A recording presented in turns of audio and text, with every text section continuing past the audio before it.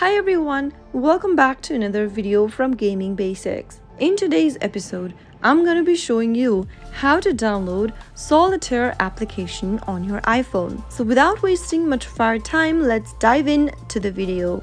First of all, open your App Store. Go to the search box and type in Solitaire. Look for this application from Triple Dot Studios and tap on the Get button to begin downloading the app on your iPhone. Log in with your Apple ID and its password or with your Face ID to start downloading the application and wait for the app to install, which will take a few minutes on your mobile device. The Solitaire Classic Cards game is available for both iOS and Android devices. Once the app is downloaded, tap on the Open button to open the app. Now you can start playing the game right away once it launches open. So that's how you can easily download the Solitaire application for your iPhone. If you found the video to be helpful, go ahead and give us a thumbs up. Don't forget to subscribe to the channel by hitting the subscribe button.